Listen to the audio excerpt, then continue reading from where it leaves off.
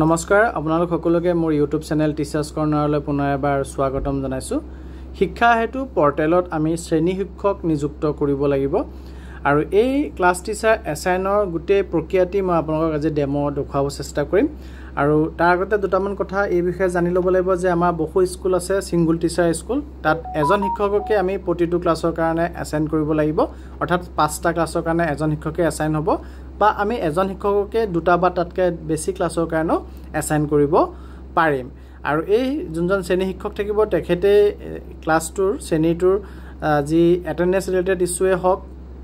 বা হে পাৰ্টিকুলাৰ ক্লাছটোৰ সম্পূৰ্ণ ৰেসপন্সিবিলিটি তেখেতৰ ওপৰত থাকিব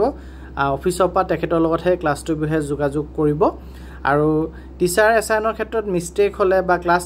এছাইনৰ ক্ষেত্ৰত যদি কিবা মিস্টেক হয় সেই মিস্টেক আমি কিদৰে শুধৰাব লাগিব বা হেখিনি আমি কিদৰে ঠিক কৰিব লাগিব তাকো মই ভিডিঅ'টোত আপোনালোকক দেখাব চেষ্টা কৰিম কাইন্ডলি ভিডিঅ'টো হেহলৈকে চাব চাই থকা পাছত লাইক এণ্ড শ্বেয়াৰ কৰিব আৰু চেনেলটো যদি সাবস্ক্ৰাইব কৰা নাই কাইন্ডলি সাবস্ক্ৰাইব কৰিব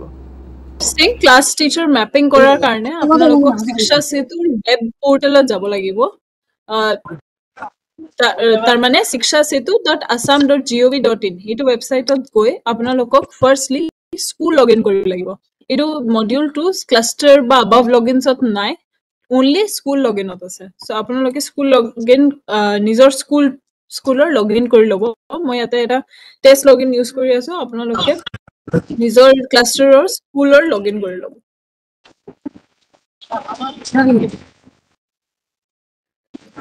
স্কুল লগইন কৰাৰ পাছত আপোনালোকে ইয়াতে on the left hand side বহুত কেইটা অপচনছ দেখা পায় ক্লাছ টিচাৰ ম্যাপিং কৰাৰ কাৰণে টিচাৰ এণ্ড ষ্টাফ হেতু ড্ৰপ ডাউনত ক্লিক কৰিব হেতু ড্ৰপ ডাউনৰ তলত আপোনালোকে চাব 6 নম্বৰ অপচনটো আছে assign class teacher এই assign class teacher বাট মডিউলত আপোনালোকে যাব ইয়াতে আপোনালোকে চাও assign class teacher হেতু বাটনটো ইয়াতে দিয়া আছে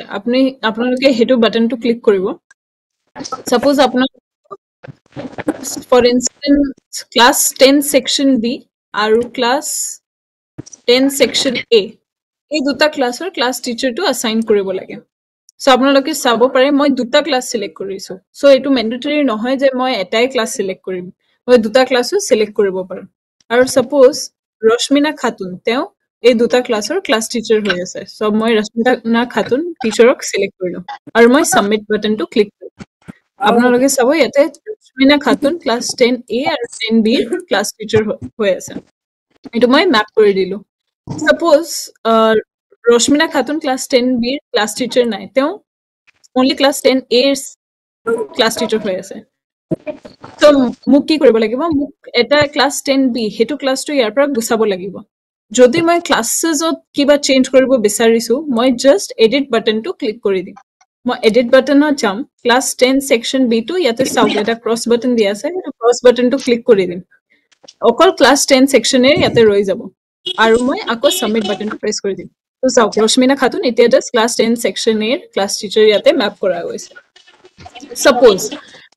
এটো চাওক নম্বৰ 3 এন্ট্ৰিটো চাওক তসলিমা আহমেদ তেওঁ ক্লাছ 1 ক্লাছ 4 আৰু ক্লাছ 9 ৰ ক্লাছ টিচাৰ হৈ আছে কিন্তু মই গম পালো যে তসলিমা আহমেদ তেওঁ এই তিনটা ক্লাছৰ এতিয়া বৰ্তমানকে ক্লাছ টিচাৰ নাই মানে মোক এটো class teacher mapping to erase কৰিব লাগিব ইয়াৰ পৰা যদি মই ক্লাছ টিচাৰটো চেঞ্জ কৰিব বিচাৰিছো বা এটো নামটোই গুছাব বিচাৰিছো তেতিয়া মই anything that I want to change regarding to the class teacher eto teacher or naam to moi ki koribo lagibo moi etu entry to e delete koribo lagibo so moi delete button to press kori dim aru delete kori sauk apnaloke sauk ei entry gute entry to e delete hoibo so himane asile important thing to note is ki it is not mandatory je eta class teacher or against eta he class hobo eta class teacher multiple classes মই assign কৰিব পাৰো against one class teacher second thing যদি মই classes ইয়াতে change কৰিব বিচাৰিছো মই হেতু কৰিব পাৰিম by clicking the edit button কিন্তু যদি মই class teacher টোৱে চেঞ্জ কৰিব বিচাৰিছো মই simply delete button টো প্ৰেছ কৰিম আশা কৰিছো আপোনালোকে সম্পূৰ্ণ প্ৰচেছটি বুজি পাইছে আৰু এই কামখিনি আমাক ইমিডিয়েটলি কৰিব দিয়া হৈছে আৰু আগষ্টৰ 2 তাৰিখৰ ভিতৰত কমপ্লিট কৰিব দিয়া হৈছে গতিকে আপোনালোকে বিদ্যালয় পৰ্যায়ত বিদ্যালয়ৰ লগিঙৰ ফালৰ পৰা এই কামখিনি কৰিব লাগিব ধন্যবাদ।